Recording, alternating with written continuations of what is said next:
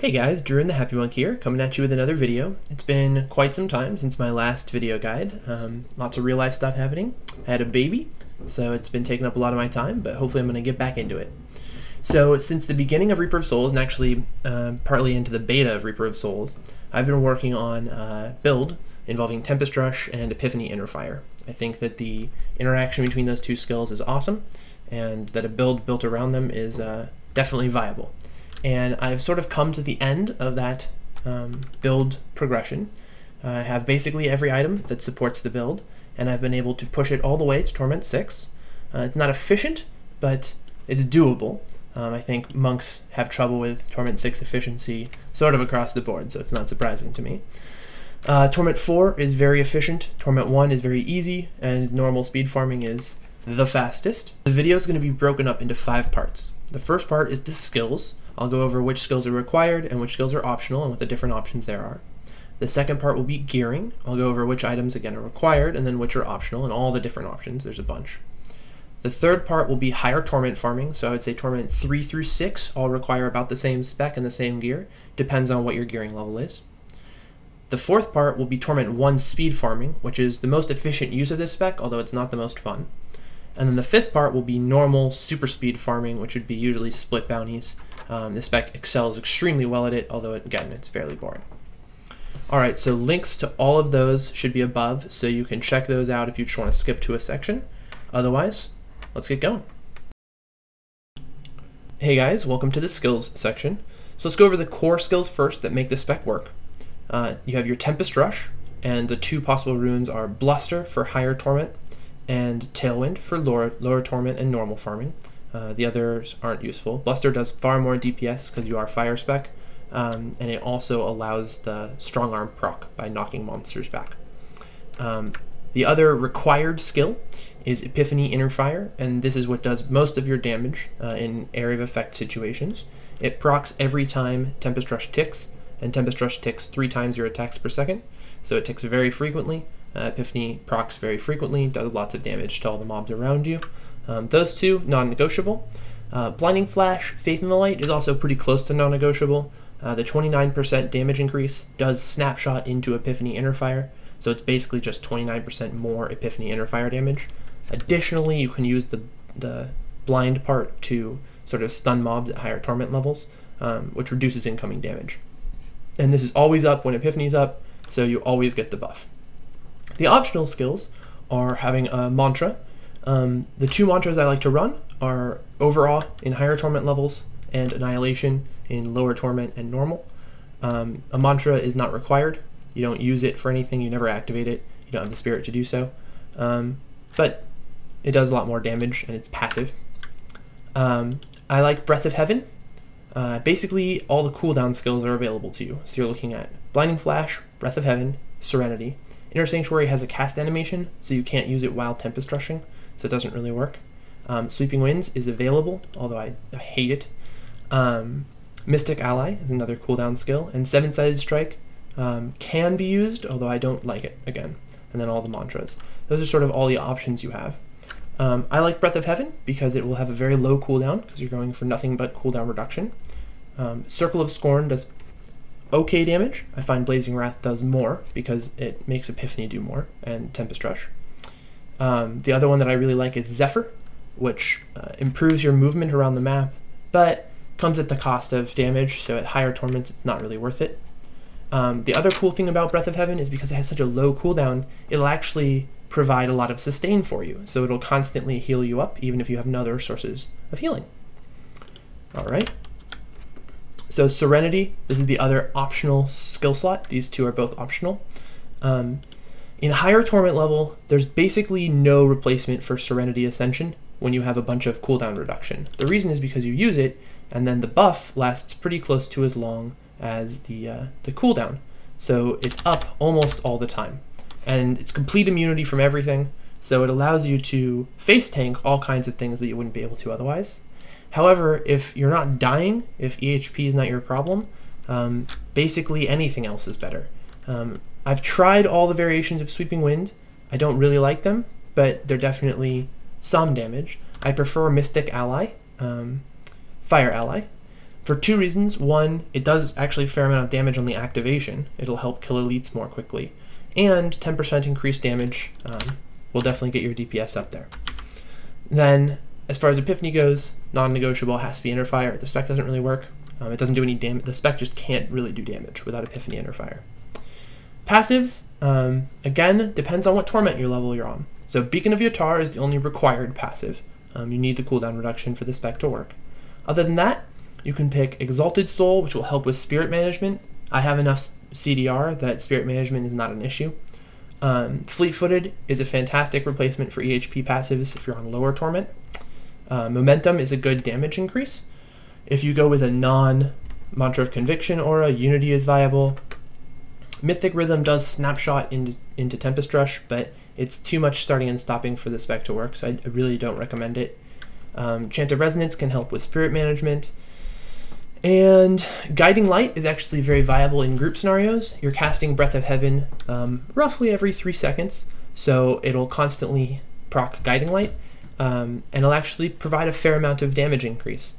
Again, I prefer the HP passives for high Torment levels because monks have mitigation problems, but this is what my Spec would look like right here. If I was on a lower Torment level, I might switch this out also for something else. Exalted Soul probably, for ease of use on normal, where you don't need any EHP. So other than that, Beacon required, and then Season 1 are the best EHP passives, and the Momentum is actually always on, so it's a very good DPS passive.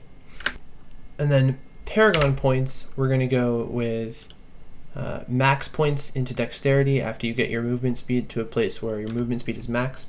So if you have no movement speed, then this is 25% here first, and that's the most priority, and then the rest into Dex. Nothing special there. Offense, cooldown reduction is most important by far. Max that first.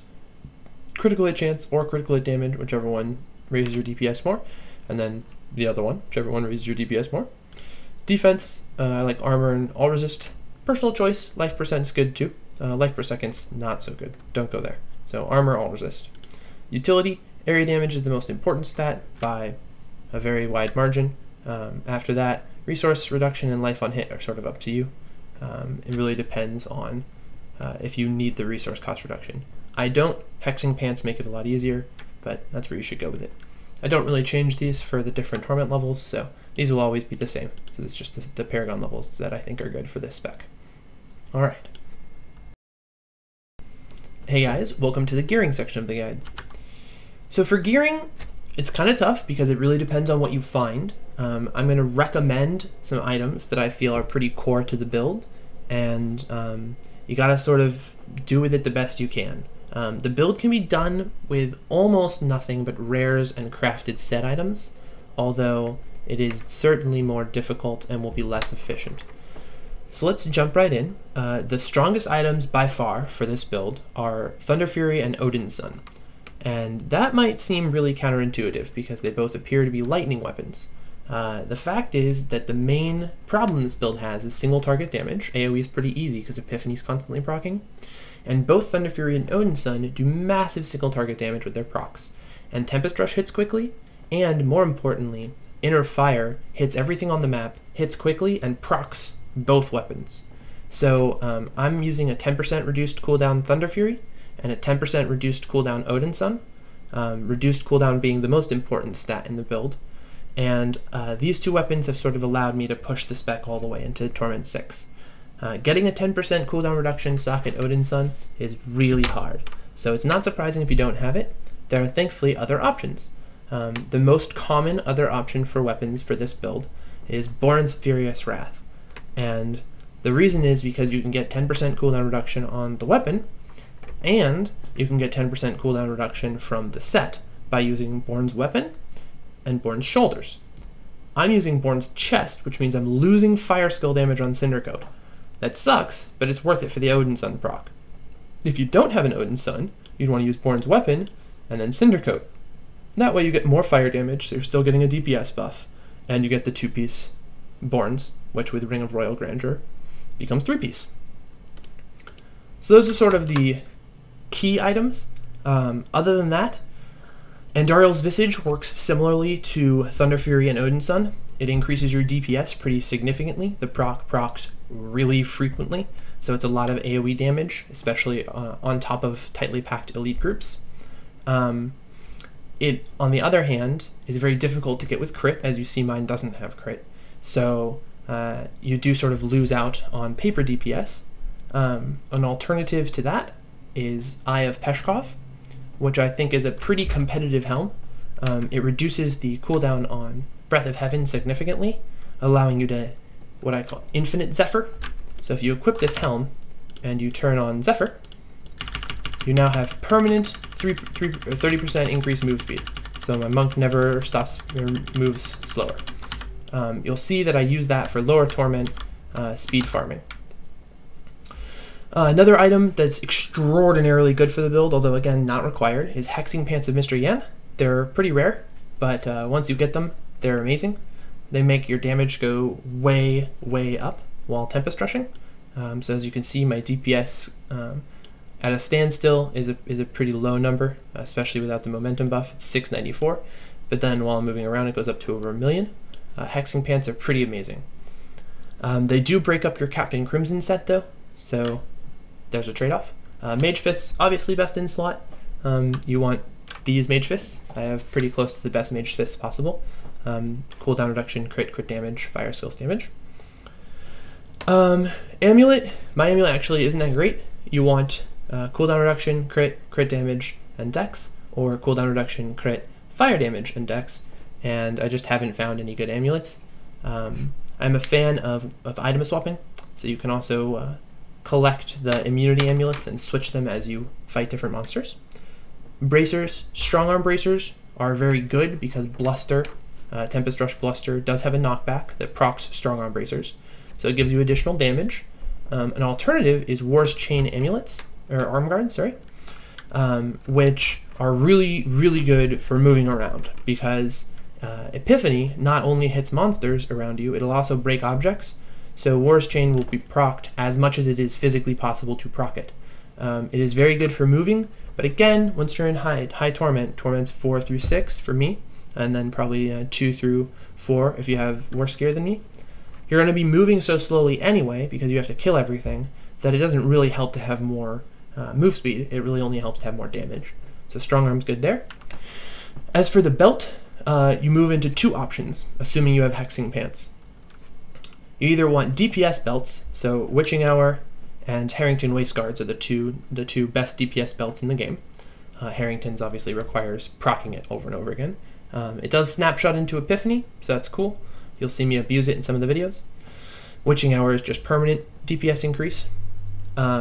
Or you can go with the Captain Crimson set. So the Captain Crimson set is a good way to get more cooldown reduction.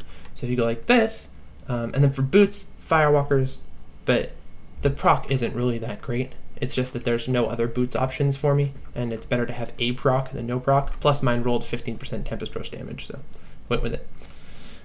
With 2-piece Captain Crimsons, you get the 3-piece bonus, so you end up with more resource cost reduction, which is good for spirit management if that's something you need. You get a little bit of EHP from the All Resist, a little bit of healing from the Life per Second. Most importantly, you get that 10 cooldown reduction. So I can get up to the 70% level. Where you want to be is 67%. 66.7% is actually the goal cooldown reduction level. So for me, I'm able to drop the 2-piece Cap Crim because I have CDR on my amulet, my ring. Oh, Ring of Royal Grandeur. Didn't go over it. Required for the set to work. Even when all you're doing is using 2-piece Borns, it still has the most cooldown reduction possible. You obviously want natural crit like this, but it's fine. Any Ring of Royal Grandeur will do. And then Stone of Jordan is optional. Another option is a cooldown reduction rare ring if you need more cooldown reduction, or Unity is pretty good. And then if you're going to go with Captain Crimson's, you can usually drop cooldown reduction somewhere else, which will most likely be Amulet for a lot of people because it's hard to get a good 8% Amulet. Gloves, maybe if you want to use a good Mage Fist, like a Trifecta. So there's a lot of options. The goal is to get to 66.7% cooldown reduction. It does take a lot of items, as you can see. Alright, welcome to the Higher Torment walkthrough section of the guide. So I'm going to be doing one Torment 4 Rift. I'm doing Torment 4 because it's what I'm most comfortable with. This can be extrapolated to whatever the Torment is that you're the most comfortable with based on your gear situation and your familiarity with the spec. That can be anything from Torment 1 all the way to Torment 6, really depends on where you're at. So as far as the spec goes, I'm running this spec. Hopefully you read the skills section so you understand why I'm using these skills. Gear, I'm using this gear. Again, hopefully Gear and Guide can sort of explain that. Aiming for 67% cooldown reduction. My mitigation obviously is pretty low for Higher Torment, but you'll see abusing Serenity Ascension means that toughness isn't really like it isn't as required as it is for other classes. Alright, so let's just jump right into it and see how this works. So the important keys here are you always want to make sure that Hexing Pants is active. You always want to make sure that you snapshot Epiphany into, or I'm sorry, Faith in the Light into Epiphany. And then other than that, I'm gonna buff up with Breath of Heaven, which I just have a macro that clicks really quickly, and then Faith in the Light and Tempest Rush around, and you will see things die. The trash is real easy, as you can see. It's dying super fast. It'll just die as you move. First legendary, super duper. Legendary buff, pretty cool. So you can see Epiphany already back up. It was only down for approximately 5 seconds. Oh, second legendary. Good start to this run. Another cool thing about this spec that I think probably goes pretty underrated is that Epiphany will actually break all the objects around you, which will net you more legendaries. So on an empty map like this, I'm just going to switch to RoS chain. Oh, there's a body on the ground, so we'll also switch to Harringtons. You can see what the spec looks like with Harringtons. It's pretty dumb. It does an incredibly large amount of damage, 2 million DPS. So here's an elite. So for an elite, I just pop Serenity, watch the cooldown, and then it died in the space of Serenity. Okay, cool. That wasn't too hard. Alright, looks like no more bodies. Switch back to this. Here we go. So big mobs are awful. I would normally skip that, but that's a good example. Big mobs are just the worst because you don't do any real special amounts of damage to them. It takes forever to kill them. I recommend leaving them if you can. So this rift is kind of boring. I'll switch back to Harringtons. Click the dead wolf guy. Move. Proc Epiphany. Everything dies. Probably for the sake of the rest of this run, I won't use Harringtons because it's kind of a pain to be opening my inventory all the time while trying to explain what's going on. But it is a very, very, very, very powerful item. So I do recommend it if you have access to it. My Templar does have the Cyclone Strike amulet. Yeah, so you can see this is not by any stretch of the imagination difficult. You can also watch both. Wow, third legendary. Holy smokes. Raking it in. Pretty sweet. Let's see, what do we got? Shielding. Switch to Nemesis Bracers. Turn shielding on. Switch back to RoS chains. Get out. And then everything dies. Super easy mode. So you just Tempest Rush in circles on top of elites. So now you can see what it looks like when it takes a little bit longer. So these guys have a lot more health. And so it's going to take quite a bit longer. I would normally be cycling between Serenity and Faith in the Light in order to keep them permanently unable to do damage to me, but I had a shielding shrine, so I didn't need to.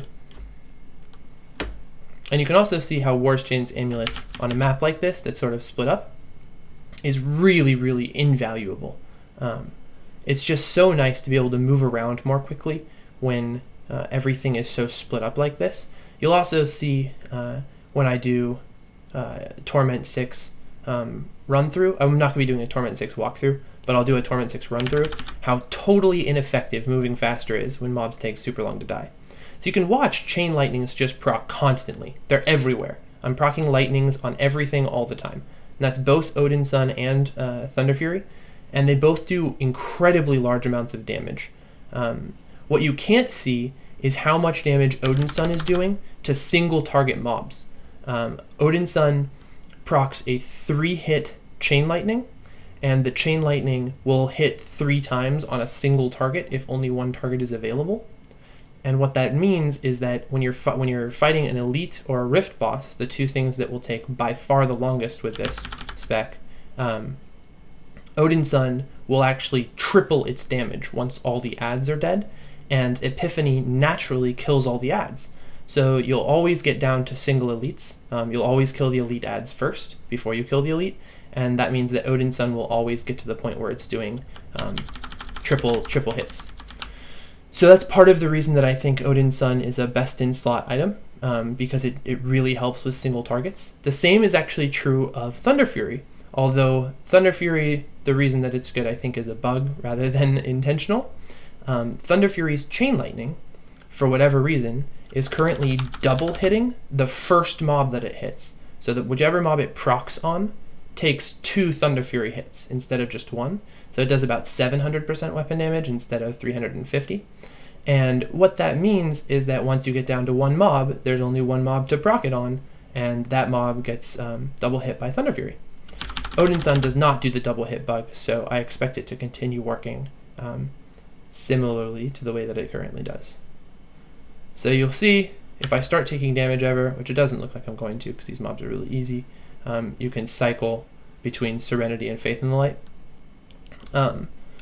Again, I'm able to do Torment 6, so Torment 4 isn't really a good example of difficult, but I didn't want to take forever, and Torment 6 just takes a very long time. Monks don't have access to a lot of good DPS, so it's very difficult to do Torment 6 efficiently. So whenever you get low, just pop Serenity. Breath of Heaven should heal you back up. I have some life on hit, and Epiphany does actually proc life on hit, so you get life on hit back from all the monsters you're hitting all over the screen. So it's pretty easy to survive. So Fire Chains will kill you basically instantly because you have to stand in the middle of all the monsters, as will Electrified. So this is a good example of a pack that I won't actually stand in the middle of unless Serenity is on. But once it does go on, they're very easy to kill. That's also a good example of how effective Andariel's Visage can be. When they clump up like that, you can Blinding Flash them into place so that they don't move. And then Andariel's will hit all of them, but it will proc on all of them. Didn't describe that well.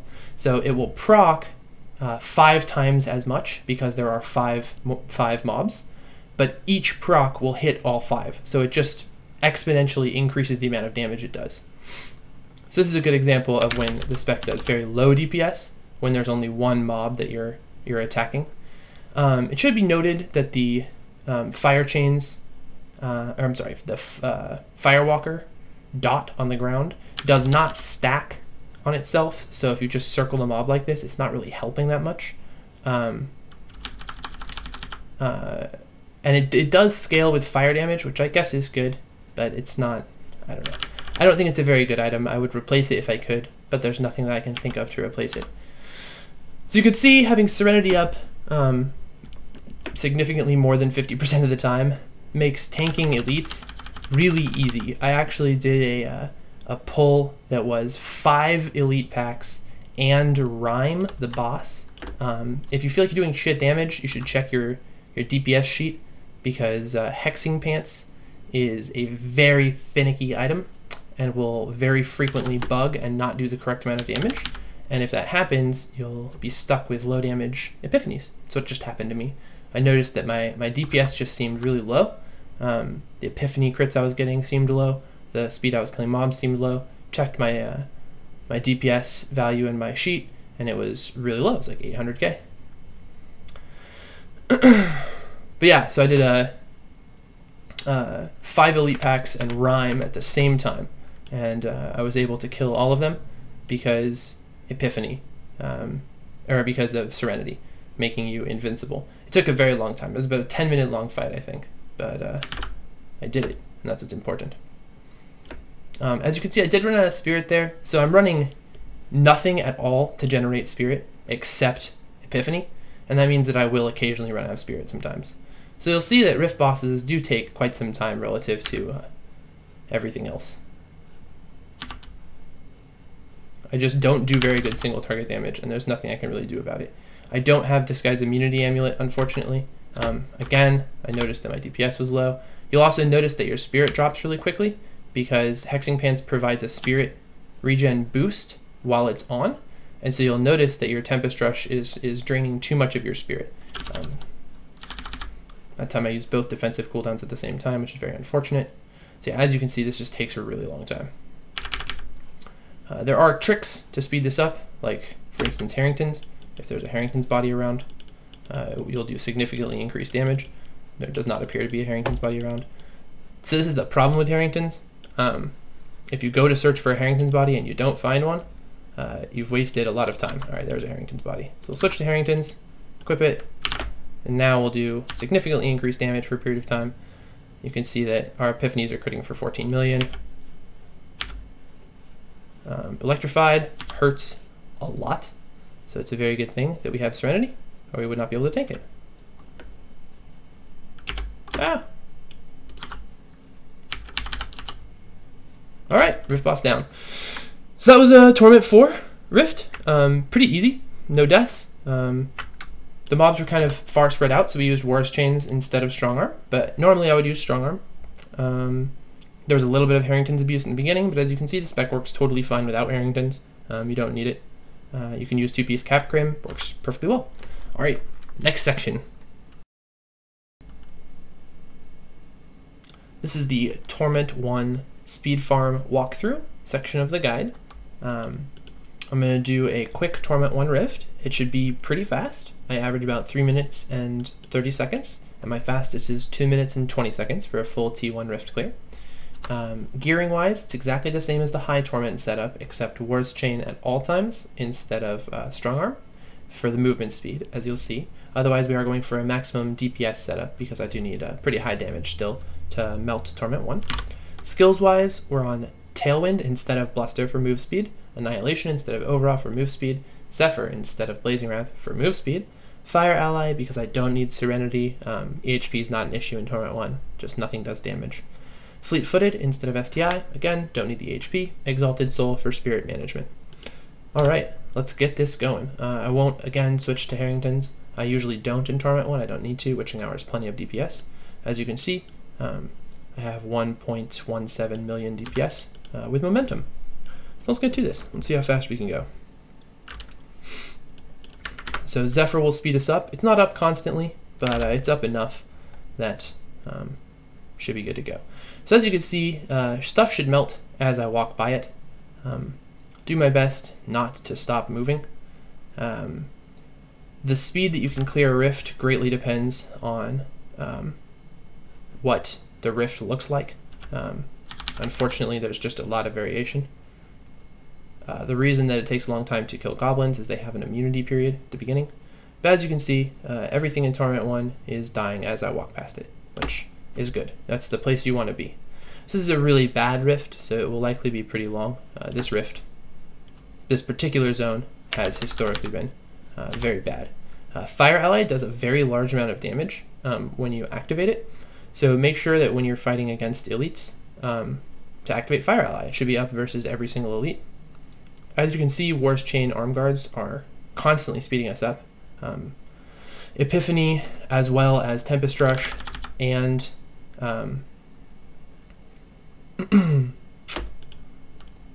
Firewalkers, there we go, will all break breakables constantly, allowing RoS chains to constantly proc. Alright, this zone is quite a bit better, usually. Yeah, so just make sure to snapshot Faith in the Light. So Faith in the Light first, then Epiphany. So Epiphany has the 29% damage bonus from Faith in the Light at all times. This is really very bad elite density or monster density, unfortunately. There are some levels that are incredibly high monster density, and then some that are like this that are super boring. I wish that they would change it, because I don't think that there's any value to having rifts that are simply not fun. But that's up to them. So yeah, not a whole lot to this. It's really, really, really easy. I'll actually do this somewhat occasionally because it's a really easy way to get souls. It takes so little time to kill everything, to kill the rift boss and to kill the whole rift. that you can sort of speed farm Forgotten Souls. At the moment, I'm not hurting for Forgotten Souls, so I don't feel the need. Yeah, so as you can see, monsters, not terribly hard. What to say? So the things that are at work here are Tempest Rush hits much more frequently than most skills. So it actually procs an attack, it generates an attack 3 times per attack cycle. So let's say you have 2 attacks per second from your weapons plus your attack speed stat. Instead of hitting 3 times per second, or I'm sorry, twice per second, like you would expect 2 attacks per second to do, Tempest Rush will actually hit 6 times per second. And because each tick of Tempest Rush counts as a casted spell, it procs Epiphany. So no monster on your screen can have more than 1 Epiphany clone attacking it at the same time. So it won't dramatically speed up, or Tempest Rush won't dramatically speed up the amount of times that it hits a single target, which is why in the higher Torment version of this walkthrough, you saw me sort of struggle once it got down to just 1 enemy. That's because it doesn't really help that Tempest Rush procs Epiphany quickly, when Epiphany won't hit the same mob more than once per 1 divided by your attack speed. So if you have 2 attacks per second, it can only hit twice per second. There's no way for it to hit faster. So even though Tempest Rush is proccing 6 times per second, it is activating Epiphany 6 times per second. 4 of those Epiphany activations simply do nothing because there's only 1 monster and it's hard capped. So we get to the Rift boss. Boom, goes the dynamite, and shouldn't be too hard, which it's not because this is Torment 1. Shoo, shoo, shoo, shoo, shoo. Super fast, and as you can see, I got a Forgotten Soul. If I had more keys, I would do this more often. Is that elite? Does appear to be.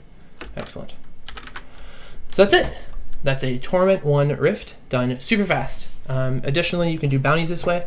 The upside being that you get Torment loot, the downside being it does take longer than normal bounties, and split farming is actually fairly difficult. You should remember that when you split farm, it is essentially going 2 Torment levels above. So split farming Torment 1 is basically exactly the same as just playing in Torment 3, except monsters don't hit as hard. This is the normal speed farm walkthrough, part of the guide. Here I'm going to do a really quick set of Act 1 bounties on normal, so you can see what the spec looks like at sort of maximum speed. Gear-wise, I've actually bumped up the cooldown reduction, and I would bump it up further if I had the items for it. I switched to 2-piece Captain Crimsons in order to get additional cooldown reduction, because I don't even need the damage from Witching Hour and Firewalkers. Additionally, I have Peshkov instead of Andariel's Visage. Again, I don't need the damage from Andes, and this will allow me to have Zephyr up 100% of the time. Permanent Wars Chain Amulets, or Arm Guards. Again, this is for move speed. Spec-wise, this is exactly as the spec was for Torment 1. Tailwind, move speed. Annihilation, move speed. Faith in the Light, more into fire damage. Breath of Heaven, Zephyr, move speed. Fire ally, there's no move speed thing to put here, so more damage. Inner Fire, it's how you kill everything. Damage, Spirit Management, need it for cooldown, and move speed. So as you'll see, I move very fast. Let's get this going. So basically, you just run around and everything dies in 1 hit always. Nothing should live, ever. And Wars Chain Amulets, or Arm Guards, should keep you moving real fast. And permanent Zephyr means that you have 30% move speed there. Annihilation means you have another 30% move speed. 70% cooldown reduction means that you have Epiphany up almost all the time. It's 83% uptime. Still not quite to the 100% that 75% cooldown reduction would get you, but you're pretty close. Curse chests aren't too hard. You just run around in circles. You can actually just run into a wall and complete curse chest events because Epiphany will hit everything on the screen. So you can just do this. Sit back. Everything dies. This curse chest event is pretty lame. It has a really short start, or a really long start. Always use Faith and Light before you cast Epiphany. It does snapshot, so it's a permanent 29% buff to your Epiphany damage. So as you can see, even on normal, I'm barely going to clear this chest event, which is preposterous. It's just the worst chest event ever. But whatever, doesn't really matter. When doing normal split farm bounties, just go to your map, right click, it'll go out here, and then just click on the next place, and you'll teleport directly to it, so you don't have to go to town. It's a much better way to do it. Kill enemies. Okay, it should be doable. There's not really a lot to say about this. This spec is, as far as I've seen from the people that I've played with, the fastest normal split farm bounty clearing spec in the game. With a fleeting shrine and 3 stacks of a Nephilim Valor, I've gotten to 190% movement speed that stays. So it's not like a short burst of 190%. I have done bounty clearing competitions against demon hunters with 2-piece Dinetta's Permavolt, and this moves faster than spamming Volt, which has an attack animation. It additionally kills monsters faster because it kills everything around you for the entire screen's length, whereas Volt doesn't. But I'm happy to back up that claim if anyone wants to race, basically. Basically, you're a race car driver with this spec. So we're looking for the Butcher. All right, this is where you go the fastest. I like this zone. There's always breakables in every single direction, and there's monsters to proc your chain lightnings. So even when Epiphany is down for a brief moment, you still get the worst chain procs. So as you can see, Zoom Zoom is the name of the game here. You go real fast. And then it's normal, so bosses are really easy to kill. Even split farming, normal, it's just so easy to kill bosses when you have T6 DPS. And I do have over 1 million damage while Tempest Rushing with 2 damage procs, so a bit overkill. I think my Epiphany just one-shot that elite. Not used to doing these non-split farm. Yeah, you shouldn't have any problem with Frenzy Shrines as long as you have Hexing Pants. So that's actually something that probably warrants talking about. If you don't have Hexing Pants, this spec gets a little trickier because you can't use Hexing Pants to generate spirit for you. Right now, the way Hexing Pants work is as long as Epiphany is up, they're generating an additional 4.5 math, man, it's hard. 5 spirit per second. Oops. So Hexing Pants are worth 5 spirit per second because they increase your spirit generation by 25%, and Epiphany gives 20 spirit per second. And that additional 5 spirit per second means you can have an additional 0.5? No. Additional some amount, I can't really remember, of attacks per second, sort of for free, without ruining the spec, without losing spirit, while you Tempest Rush. And so if you don't have Hexing Pants, it can be difficult to maintain Tempest Rush with just Epiphany. So to counteract that, one of the most common things you can do if you're having spirit problems with this spec is use Air Ally. Air Ally is a cooldown, so it will be reduced by your cooldown reduction, and it produces spirit constantly. And also, when you use it, it makes a large amount of spirit. The reason that works so well is as you reduce its cooldown, your effective spirit per second goes up because you produce the large amount of spirit from its active more frequently. So Air Ally is a way for you to translate your cooldown reduction stat on all your gear into spirit per second. So if you're having any spirit problems while doing this build, the easiest solution is just Air Ally. All right, I think that was it, right? super fast. And I didn't even have Zephyr on towards the end, because I forgot to. And I got a legendary. Awesome. So that's normal bounty farming. Alright, that about does it for this video. So thank you guys so much for watching. I really appreciate it. As always, if you have any questions, feel free to ask. I try and answer basically everything. So you can either leave a message on the official Monk forums at bandofgamers.com or in the YouTube comments, and I'll try and get back to you as fast as possible.